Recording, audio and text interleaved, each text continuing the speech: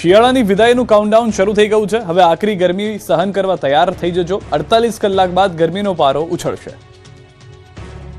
ગરમ વસ્ત્રો, ધાબળા, ગોદડા સહિતના ઠંડીથી બચવાના વસ્ત્રો ફરી માળિયાએ ચડાવી દેજો।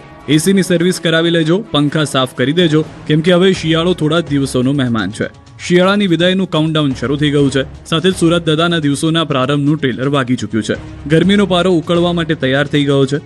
ગુજરાતીઓ હવે આખરી ગરમી માટે રહેજો તૈયાર। ફેબ્રુઆરી મહિનો હજુ અડધો જ વીત્યો છે, ત્યાં જ ઉનાળાએ પોતાની અસલી મિજાજ બતાવવાનું શરૂ કરી દીધું છે।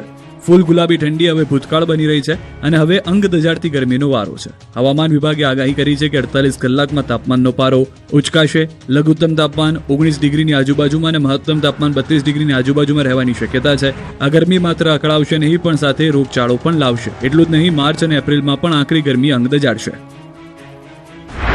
लघुत्तम तापमान है ग्रेजुअल राइज रहेगा अगले 4 दिन तक 2 से 3 डिग्री सेंटीग्रेड, और उसके आगे कोई बड़ा बदलाव नहीं रहेगा। उच्चतम तापमान जो है इसमें अगले 3 दिन तक कोई बड़ा बदलाव नहीं रहेगा, लेकिन उसके आगे 2 से 3 डिग्री सेंटीग्रेड राइज रहेगा 2 दिन।